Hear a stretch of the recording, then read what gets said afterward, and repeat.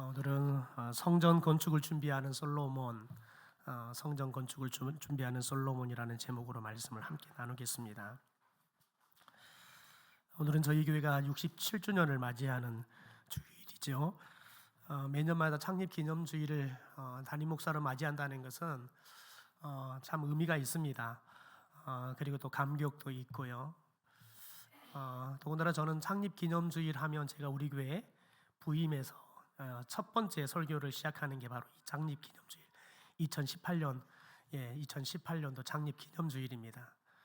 그러니까 늘 창립 기념주일하면 제가 저희 교회 부임해서 처음 이제 사역을 시작한 초심을 늘 생각할 수밖에 없는 그런 시간이기도 합니다.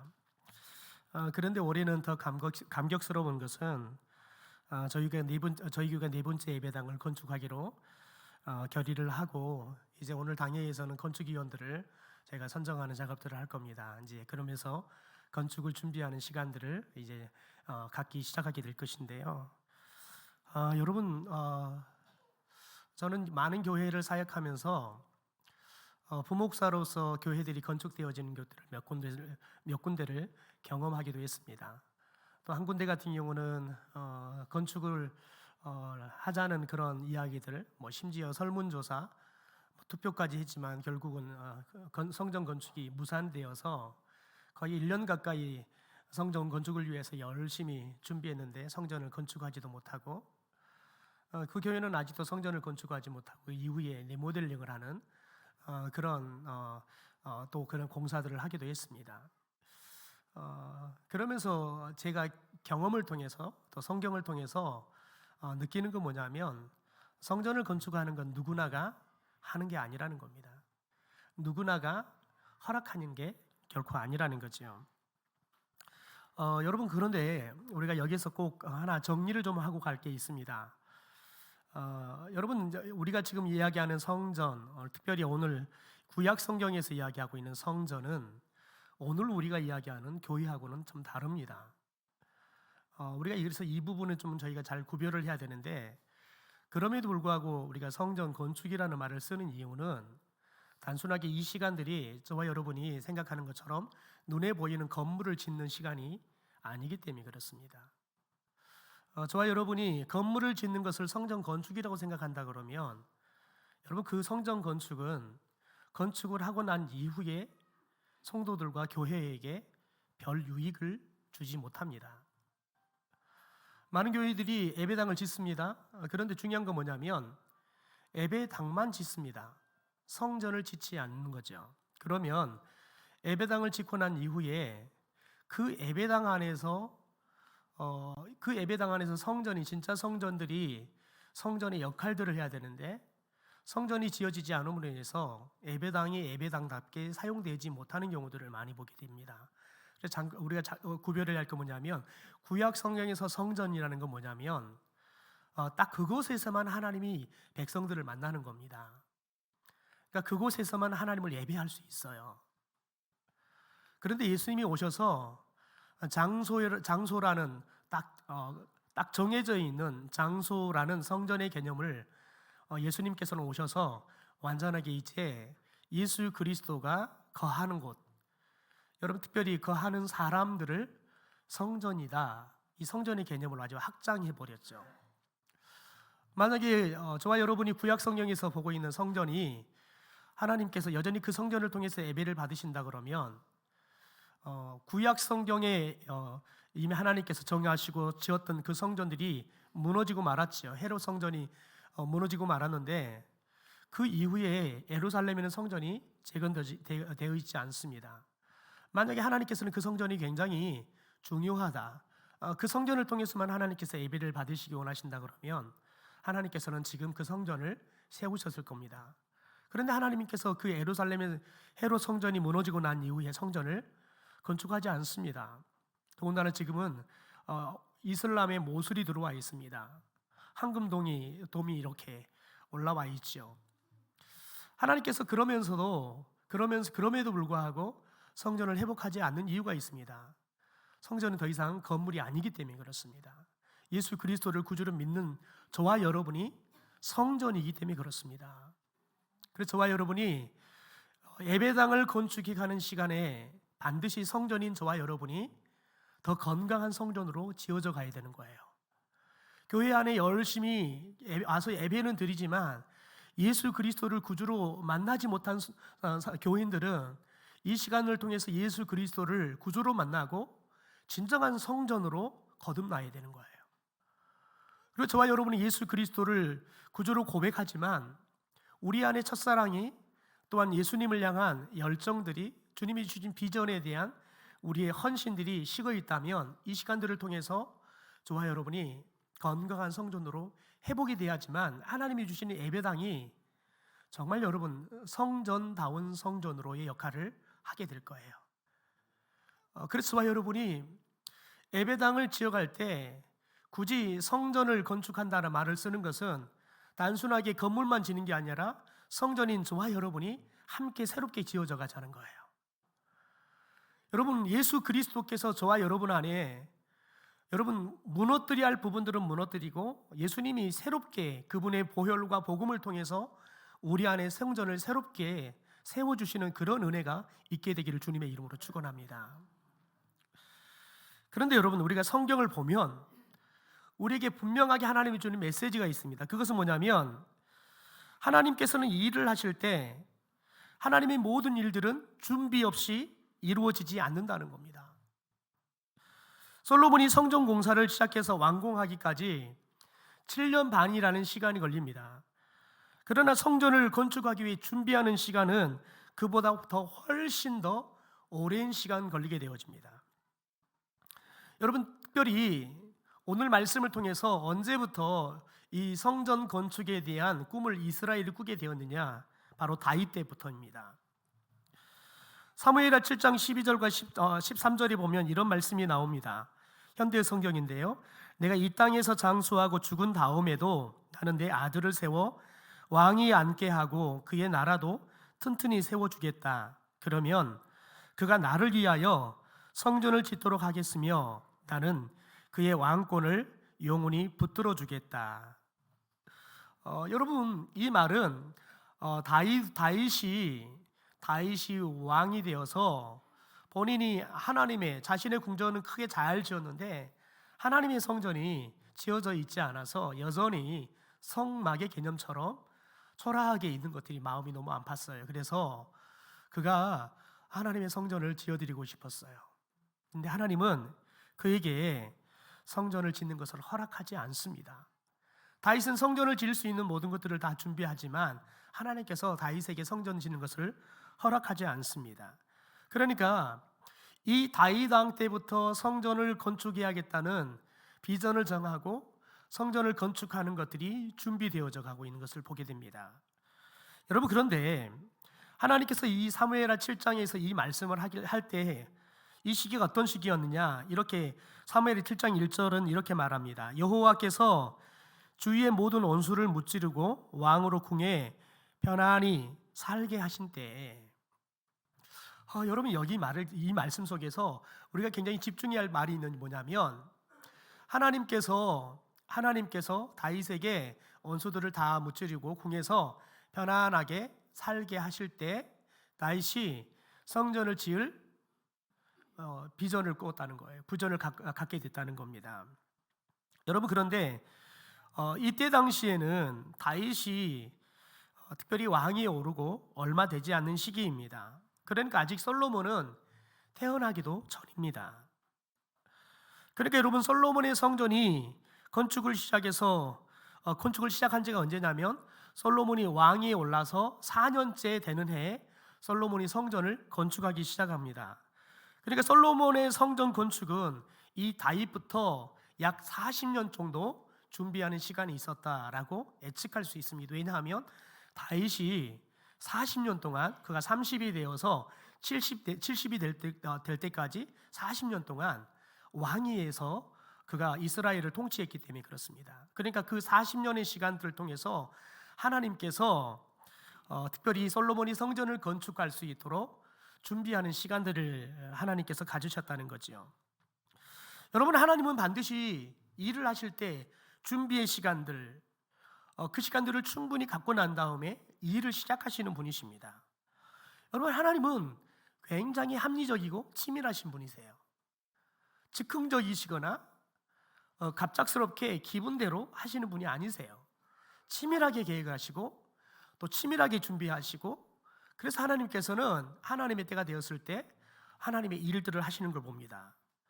여러분, 하나님이 이스라엘 백성들을 출애굽을 시키는데, 여러분, 모세를 그 출애굽시키는 지도자로 세우는데, 모세는 40년 동안 이스라엘을 출애굽을 하는 지도자의 역할을 감당하는데, 하나님은 무려 80년 동안 그를 지도자의 수업을 시키는 것을 보게 되어집니다.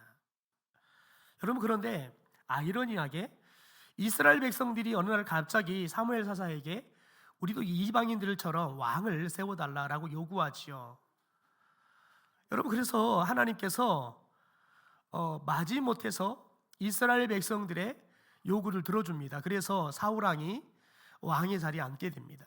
그런데 여러분, 사울이 왕의 자리에 앉아서 왕의 권력을 갖고 그 권력을 누려보니까 그냥 하루아침에 그의 처음에 순수했고 겸손했던 그의 마음과 믿음들이 다 변질되어 버립니다. 여러분, 그래서 그가 얼마 왕으로 통치하지 못하고 결국은 다윗에게 그의 왕의 자리가 넘어가야 할 아픔을 겪지요. 이스라엘 백성들은 왕을 세워주면 그들의 삶이 이방인으로부터 좀 공격도 덜 받고 편안하게 살 줄 알았습니다. 그런데 하나님께서 그들의 이야기를 듣고 요구를 들으시고 사울을 왕으로 세워주지만, 왜 사울이 왕의 역할을 잘 감당하지 못합니까? 사울은 너무 급작스럽게 왕이 되어서 준비할 시간이 없었던 거예요. 그러나 여러분, 그에 반해 다윗은 어떻습니까? 다윗은 그가 여러분 특별히 사무엘 사사를 통해서 왕으로 기름 부음을 받고 난 다음에 왕의 자리에 올라갈 때까지 무려 여러분 13년에서 한 15년이라는 시간 동안 하나님께서 그를 철저하게 훈련시키십니다. 그냥 모든 백성들이 겪을 수 있는 가장 처참한 상황 속에 여러분 누울 집도 없고 편안하게 잠을 잘 수 있는 여러분 그런 삶의 형편도 전혀 누리지 못하고 늘 쫓기는 삶, 그리고 늘 다윗의 주변에 누구만 있냐면 세상에서 온통하고 억울하고, 그래서 세상에서 더 이상 적응하고 살 수 없는 사람들, 그리고 깡패 노릇을 하는 사람들, 이런 사람들만 다윗에게 오는 거죠. 그러니까 다윗은 세상에서 가장 사람들이 경험할 수 있는 저 밑바닥의 삶까지 다 경험하는 겁니다. 그러면서 그가 깨닫는 건 뭐냐면 하나님이 나의 목자가 되어 주시더라는 거예요. 그래서 그분은 나에게 부족함이 없이 늘 우리에게 채워주시더라는 거죠. 내가 매일마다 사망의 음침한 골짜기를 내가 거니는데 그분이 나를 안위해 주시더라는 거예요. 여러분, 그 진리를 그가 깨닫는 거예요. 그러니까 여러분, 그런 준비가 된 상태에서 다윗이 왕이 되어지니까요, 그가 여러 번의 실은 탐욕 때문에 그의 성욕을 이기지 못해서 죄를 짓고, 또 정말 하나님 앞에서 참으로 정말 하나님께서 심각하게 책망하셔야 할 그런 범죄들을 저질리지만, 또 실수를 하지만, 그럼에도 불구하고 준비된 다윗은 정말 하나님 앞에서 사도행전의 말씀처럼 하나님의 마음에 합한 사람으로 인정을 받고 마지막 죽을 때까지 왕의 자리를 잘 지키다가 그의 아들에게 건강한 나라, 행복한 나라를 물려주는 왕으로 쓰임받게 되는 것을 보게 되어집니다. 여러분, 그런데 하나님께서는 하나님의 일을 하실 때 이렇게 준비하시고 하신다는 사실들을 우리가 기억하고, 여기서 잠깐 우리가 생각해야 할 거 있습니다. 굉장히 중요한 질문입니다. 하나님은 우리가 무엇을 위해 성전을 건축하기를 원하실까요? 우리가 성전을 건축하기 원하는 이유가 아니라 하나님은 왜 우리에게 성전을 건축하기를 원하실까? 이것을 우리는 생각해야 합니다. 우리는 이 질문에 답을 얻기 위해서 솔로몬이 말하는 성전을 건축하는 이유 속에서 답을 얻을 수 있습니다. 여러분이 솔로몬의 답을 보기 전에 먼저 우리에게 질문해 봅시다. 왜 우리는 성전을 건축하자고 결의했습니까? 우리는 왜 성전이 건축할 필요가 있는 겁니까? 예배당이 오래되어서 비가 새고 낡아서 성전을 건축해야 합니까? 아니면 우리 주변에 있는 교회들이 성전을 건축하고 그래서 그들의 교회들이 건강하게 세워지는 거 보니까 우리가 성전을 건축하지 않으면 우리가 그들보다 뒤질 것 같아서 성전을 건축해야 합니까? 아니면 우리도 좀 삐까뻔쩍하고 남이 보기 좋은 넓고 깨끗한 예배당에서 예배를 드려야 하기 때문에 성전을 건축해야 합니까?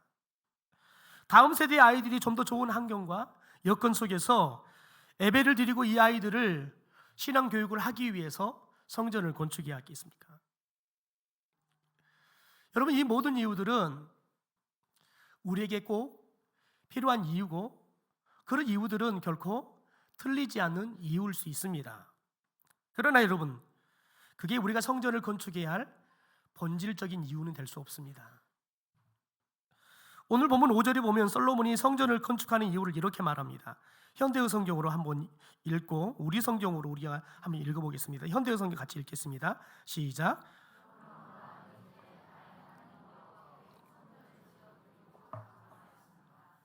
여호와께서 나의 아버지 다윗에게 이와 같이 약속하셨기 때문입니다. 내가 죽은 후에 내가 내 아들에게 너의 왕위를 물려줄 터인데 그가 나를 위하여 성전을 건축할 것이다.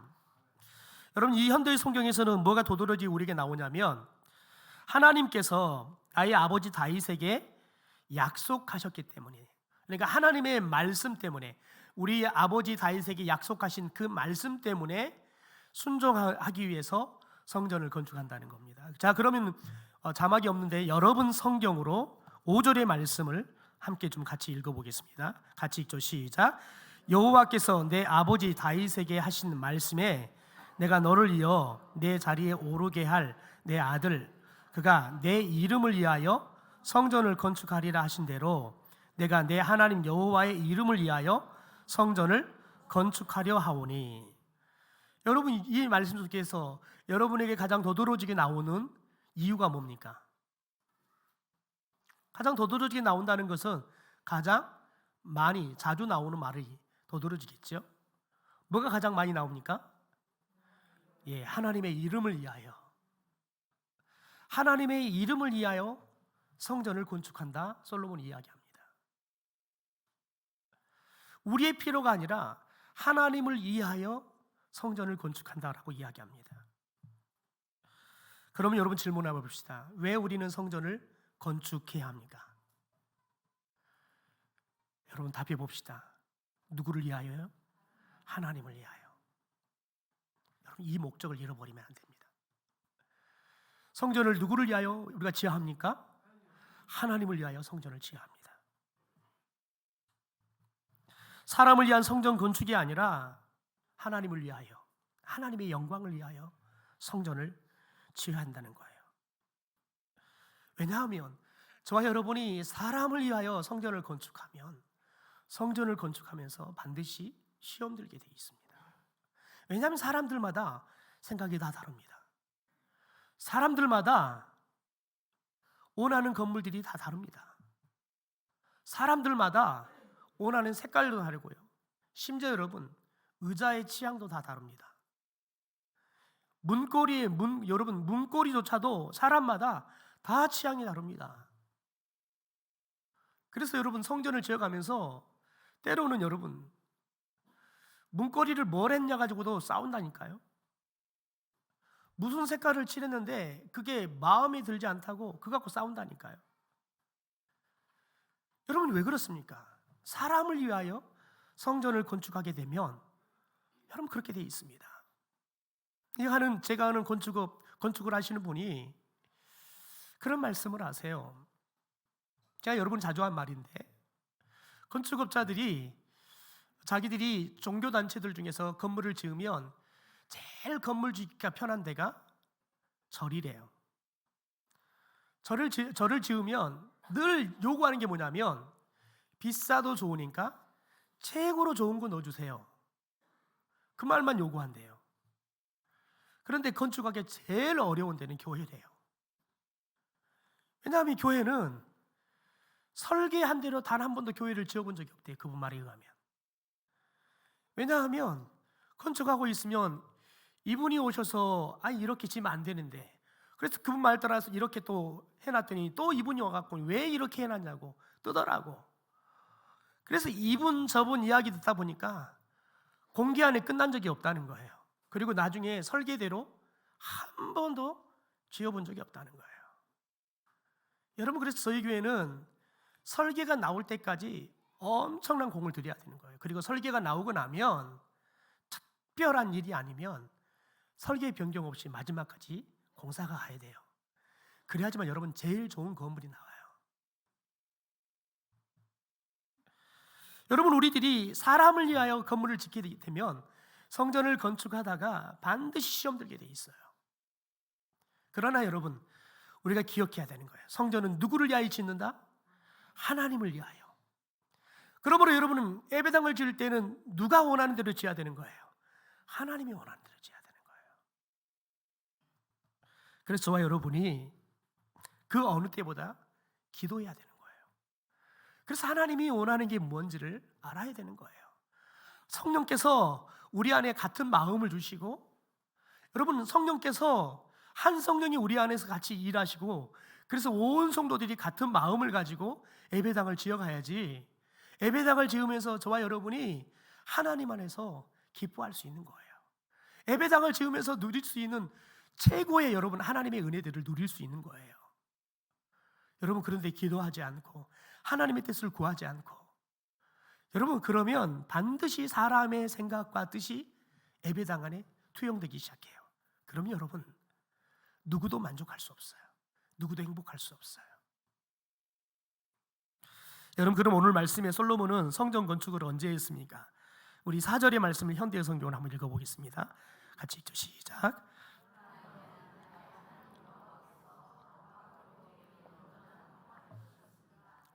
밖에서 끊임없이 나를 위협하는 외적도 없고 안에서 갑자기 나를 공격하여 위험에 빠뜨릴 원수도 없습니다. 여러분, 솔로몬은 그렇게 말하죠. 하나님께서 나를 지켜주시는 하나님이다.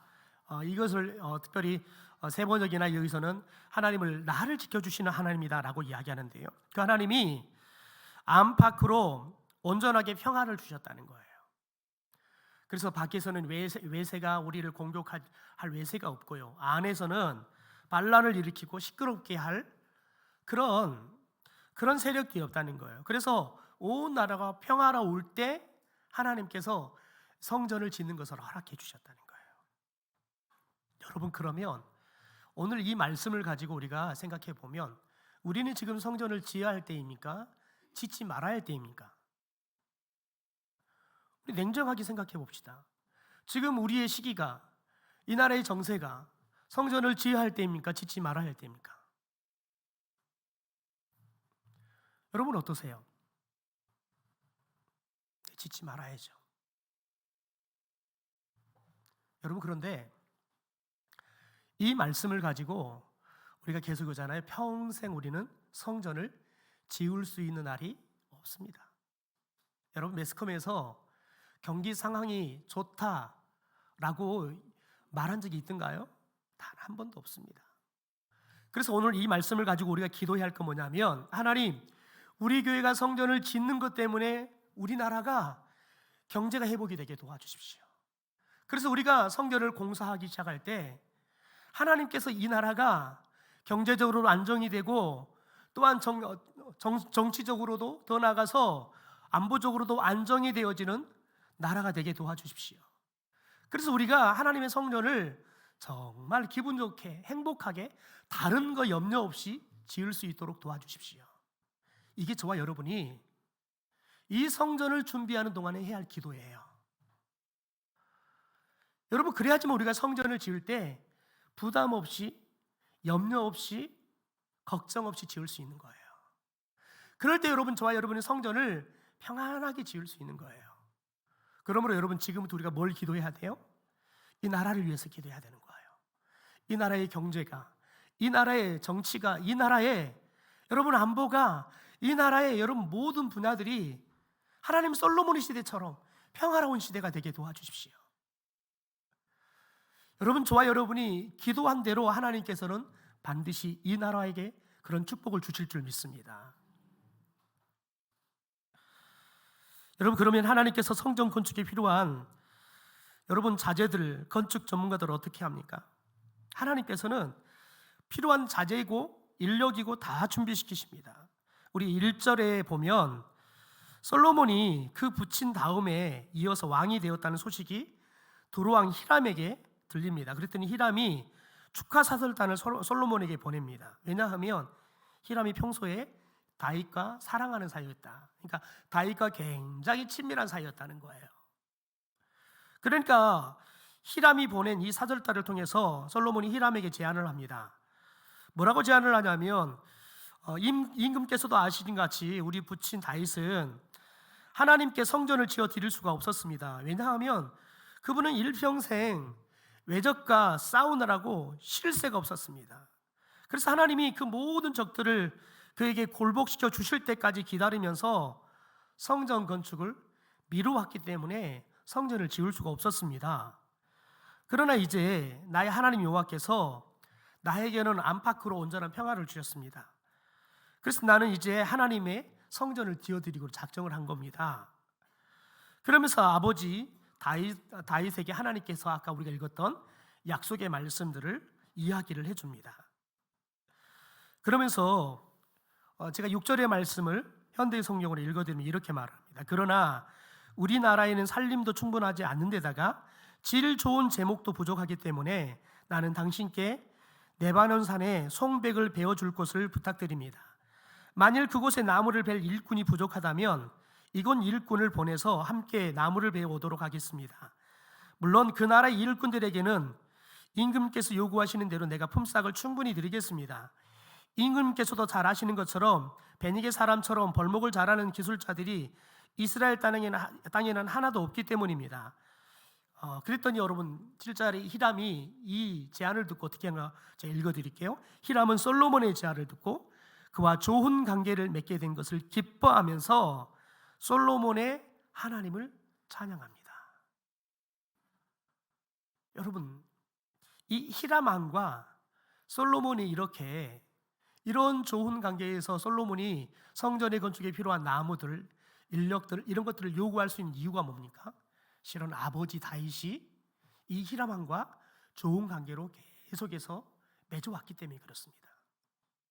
더군다나 여러분, 어떻게 보면 솔로몬이 히람 왕에게 아쉬운 소리를 하는 겁니다. 그런데 히람 왕이 뭐라고 말하냐면 오히려 솔로몬의 제안을 듣고 기뻐했다는 거예요.